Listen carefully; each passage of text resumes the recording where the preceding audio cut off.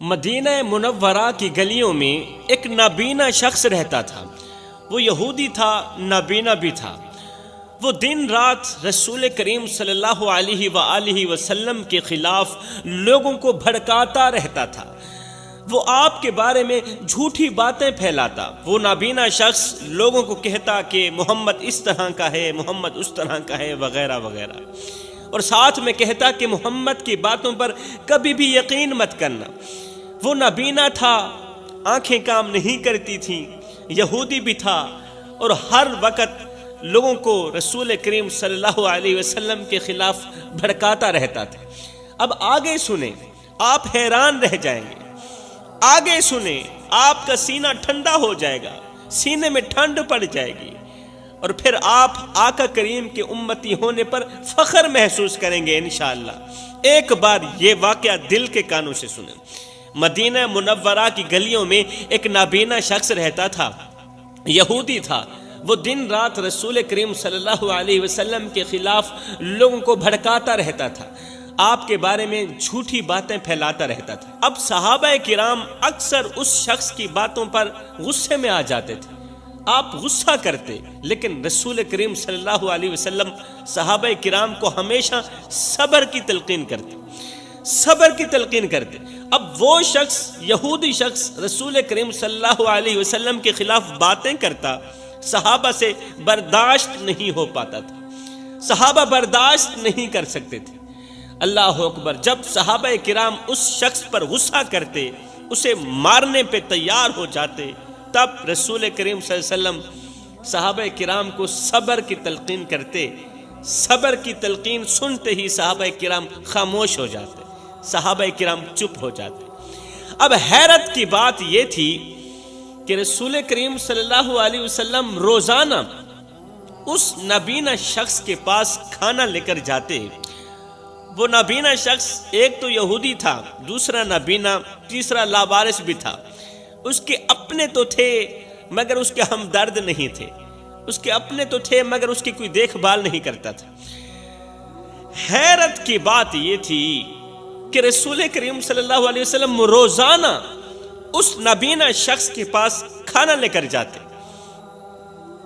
وہ نابینا شخص جو رسول کریم صلی اللہ علیہ وسلم کے خلاف لوگوں کو بھڑکاتا تھا، کہتا تھا کسی بھی حال میں تمہیں محمد کی باتوں پر یقین نہیں کرنا چاہیے، محمد کی باتیں نہیں ماننی چاہیے۔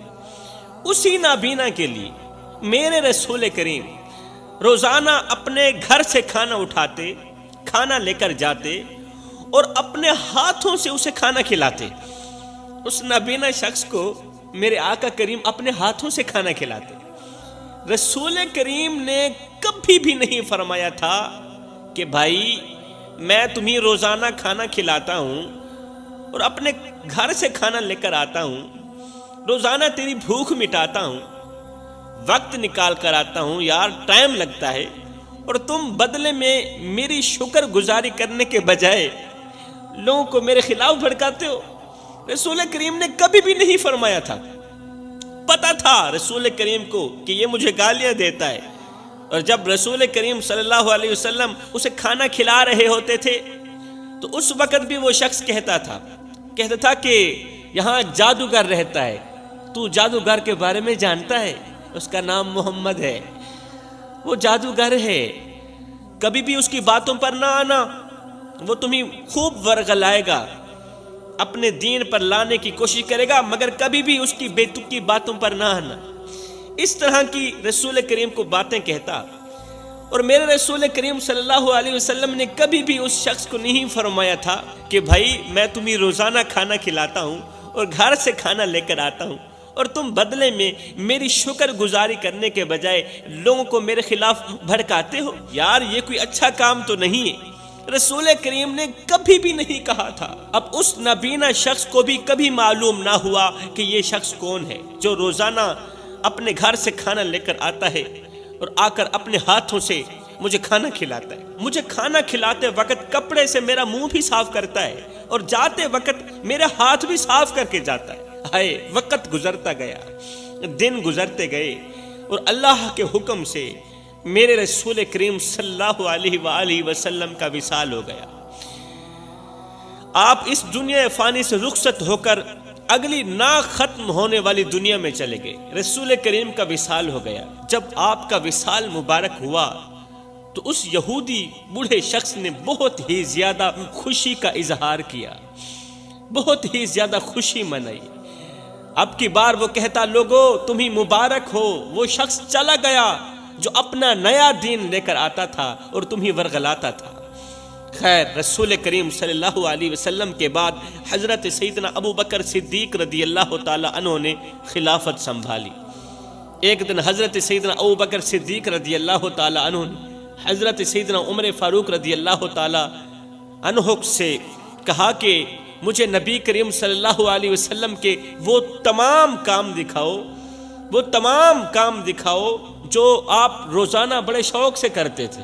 ان تمام کاموں کے بارے میں بتاؤ نا، جن کاموں کے بارے میں مجھے علم نہیں ہے، تاکہ میں ان کاموں کو آگے جاری رکھ سکوں جو میرے رسول کریم اپنی حیات مبارکہ میں کیا کرتے تھے، جن کاموں کا مجھے علم نہیں تھا۔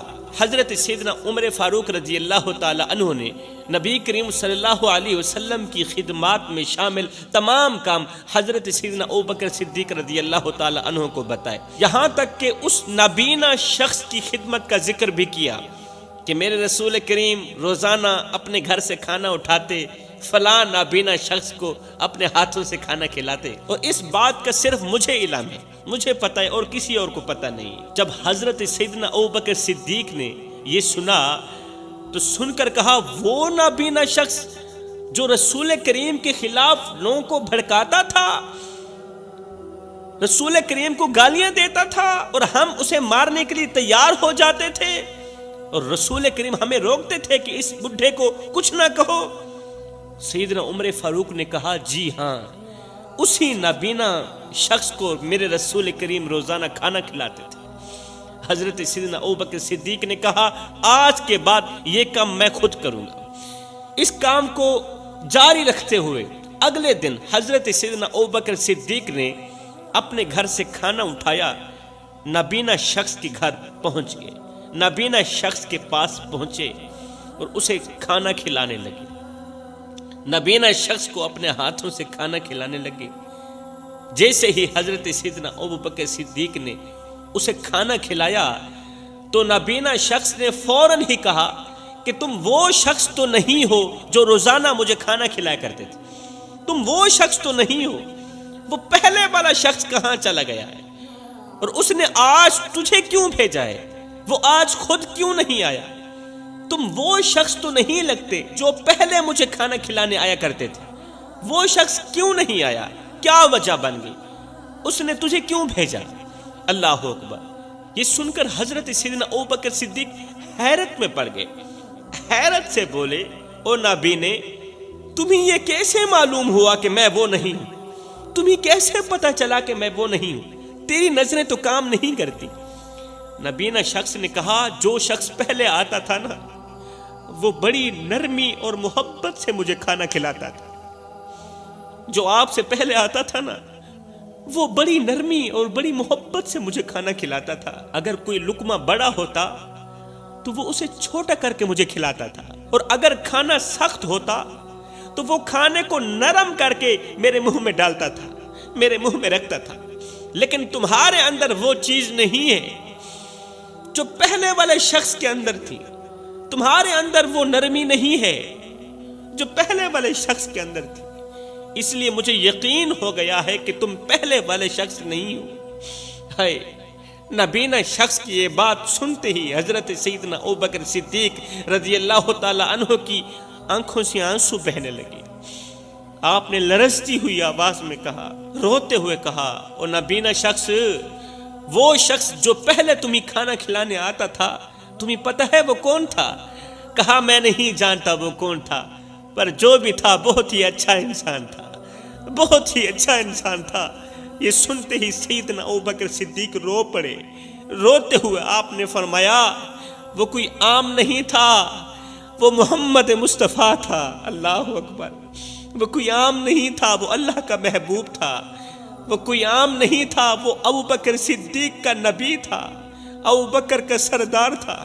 یہ سنتے ہی نبینا شخص کا جسم کانپنے لگا، اس کی آنکھوں سے آنسو بہنے لگے، اور وہ روتے ہوئے بولا، نابینا شخص روتے ہوئے بولا، وہی محمد جس کو میں دن رات برا بھلا کہتا رہا، وہی محمد جس کی میں غیبت کرتا رہا، جس پر جھوٹے الزام لگاتا رہا، لوگوں کی نظروں میں جسے میں برا بناتا رہا، کیا وہی شخص میری خدمت کرتا رہا؟ کیا وہی شخص اپنے ہاتھوں سے مجھے کھانا کھلاتا رہا؟ کیا وہی شخص کھانا کھلانے کے بعد میرا منہ بھی صاف کرتا تھا اور میرا ہاتھ بھی صاف کرتا تھا؟ ابوبکر صدیق نے روتے ہوئے کہا جی ہاں، وہی شخص روزانہ اپنے گھر سے کھانا لے کر آتا تھا اور تیری بھوک مٹاتا تھا، وہ اس دنیا فانی سے رخصت ہو گیا ہے۔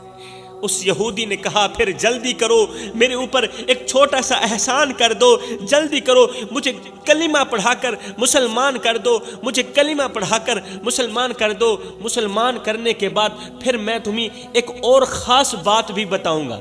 جب میں مسلمان ہو جاؤں گا نا، پھر میں تمہیں ایک بات بتاؤں گا۔ سیدنا ابوبکر صدیق رضی اللہ تعالی عنہ نے اس بڈھے کو کلمہ پڑھایا، کلمہ پڑھا کر مسلمان کیا، پھر فرمایا بتاؤ کون سی بات ہے؟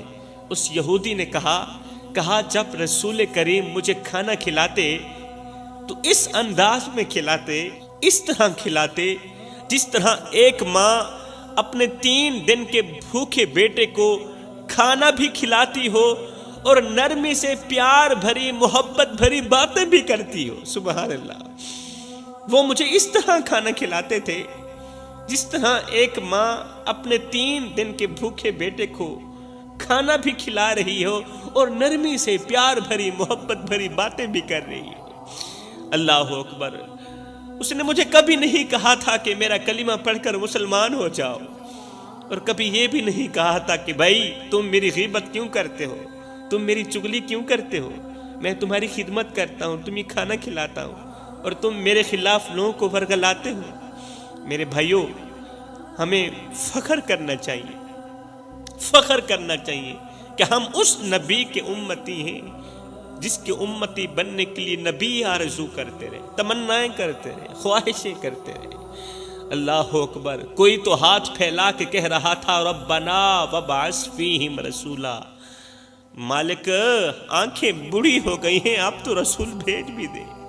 اور بھئی ہم نے تو کوئی انتظار نہیں کیا، ہم نے تو کوئی آرزو نہیں کی، ہم نے تو کوئی تمنا نہیں کی، ہم نے تو کوئی خواہش نہیں کی، بس ماں کی شکم سے ماں کی گود میں آئے تھے، ابو جی گئے مؤذن کو بلا کر لائے، مؤذن نے آ کے ہمارے کان میں پھونکا دیا، او میاں مبارک ہو، تو عام بن کر نہیں آ رہا، تو محمد کا غلام بن کر آ رہا ہے۔ یہاں پر ایک اور رلا دینے والا واقعہ سنوں گا۔ ایک دن میرے رسول کریم صلی اللہ علیہ وآلہ وسلم مدینہ منورہ کی گلیوں سے گزر رہے تھے کہ آپ نے ایک یتیم بچے کو دیکھا جو ایک کونے پر بیٹھا ہوا رو رہا تھا، اس کے چہرے پر غم اور آنکھوں میں آنسو تھے، اس کے چہرے پر غم تھا، آنکھوں میں آنسو تھے۔ میرے رسول کریم صلی اللہ علیہ وسلم اس بچے کے قریب گئے، قریب جا کر بیٹھے، بچے کے سر پر شفقت بھرا ہاتھ رکھا اور نہایت ہی محبت سے پوچھا، بیٹے تم کیوں رو رہے ہو؟ بچے بتاؤ نا تم کیوں رو رہے ہو؟ روتے ہوئے بچے نے سر اٹھایا، آپ کی طرف دیکھ کر کہا، یا رسول اللہ میرے والد کا انتقال ہو گیا ہے، میرے باپ کا انتقال ہو گیا ہے، اب میرا کوئی نہیں رہا اس دنیا میں، میرے پاس کھانے کے لیے کچھ نہیں، پہننے کے لیے کپڑے نہیں، اور کھیلنے کے لیے کوئی ساتھی بھی نہیں میرا، میں یتیم اور لاوارث ہو چکا ہوں، میرا نہ تو بھائی ہے اور نہ ہی تو کوئی میری بہن ہے، ایک باپ کا سہارا تھا وہ بھی چلا گیا، اور میری ماں تو کب کی میرے ساتھ بے وفائی کر کے ہمیشہ کے لیے چلی گئی ہے۔ ہائے، بچے کی درد بھری باتیں سن کر میرے رسول کریم صلی اللہ علیہ وسلم کی آنکھوں میں آنسو آ گئے۔ آپ نے بچے کو سینے لگایا، سینے سے لگایا اور نہایت ہی پیار سے فرمایا، او بچے کیا تم پسند کرو گے کہ محمد تمہارا باپ بن جائے، عائشہ تمہاری ماں بن جائے اور فاطمہ تمہاری بہن بن جائے؟ اور میرے بچے کیا تم پسند کرو گے کہ محمد تمہارا باپ بن جائے؟ سبحان اللہ۔ عائشہ تمہاری ماں بن جائے اور فاطمہ تمہاری بہن بن جائے۔ بچے نے جب سنا تو حیرت سے آپ کی طرف دیکھا اور دیکھ کر کہا یا رسول اللہ اگر ایسا ہو گیا تو پھر مجھ سے بڑا خوش قسمت دنیا میں اور کوئی ہو ہی نہیں سکتا، مجھ سے بڑا خوش قسمت بچہ دنیا میں اور کوئی نہیں ہو سکتا۔ رسول کریم صلی اللہ علیہ وسلم اس بچے کو اپنے گھر لے گئے، نہ صرف اس کے آنسو پوچھے بلکہ اسے اپنے بچوں کی طرح محبت دی، اپنے بچوں کی طرح توجہ دی۔ میرے کریم آقا اسے اپنے ہاتھوں سے کھانا کھلایا کرتے تھے، نئے نئے کپڑے پہناتے تھے اور اس کا دل بہلانے کے لیے اس کے ساتھ کھیلا کرتے تھے، اس کے ساتھ وقت گزارا کرتے تھے۔ ہائے ہم میں سے کوئی ہے جو آقا کریم کے اس عمل کو اپنی زندگی کا معمول بنا لے؟ ہم تو وہ نادان ہیں کہ یتیم بچوں کے سروں پر شفقت بھرا ہاتھ رکھنے کے بجائے ان پر طرح طرح کے الزام لگاتے ہیں، یتیم بچوں پر طنز کرتے ہیں۔ ہم لوگ کہتے ہیں یہ بگڑے ہوئے بچے ہیں، ان کے ماں باپ ان کو تمیز نہیں دے سکے اور اب یہ ہاتھوں سے نکل چکے ہیں۔ اللہ اکبر۔ میرے رسول کریم صلی اللہ علیہ وسلم نے فرمایا جب کوئی شخص کسی یتیم بچے کے سر پر شفقت بھرا ہاتھ رکھتا ہے نا، محبت بھرا ہاتھ رکھتا ہے نا، تو جتنے بال اس کے ہاتھ کے نیچے آتے ہیں، یتیم بچے کے سر کے جتنے بال اس کے ہاتھ کے نیچے آتے ہیں نا، اللہ تعالیٰ اتنی ہی نیکیاں اس کے نامہ اعمال میں لکھ دیتا ہے۔ اندازہ لگائیے ایک ہاتھ کے نیچے کتنے بال آتے ہیں، اللہ تعالیٰ فری میں مفت میں اتنی نیکیاں اس کے نامہ اعمال میں لکھ دیتا ہے جو شخص کسی یتیم بچے کے سر پر شفقت بھرا ہاتھ رکھتا ہے۔ ایک دن میرے کریم آقا مسجد نبوی میں تشریف فرما تھے، اچانک ایک غریب شخص آیا جس کے کپڑے پھٹے ہوئے تھے، چہرے پر تھکن اور آنکھوں میں مایوسی تھی۔ وہ لرزتی ہوئی آواز میں بولا یا رسول اللہ میں کئی دنوں سے بھوکا ہوں، میرے گھر میں کچھ نہیں ہے کھانے کے لیے اور میرے بچے بھوک سے بلک رہے ہیں۔ یا رسول اللہ کیا میری اس حالت کو بدلنے کا کوئی راستہ ہے؟ ہائے اس کی حالت زار دیکھ کر میرے رسول کریم کا دل بھر آیا۔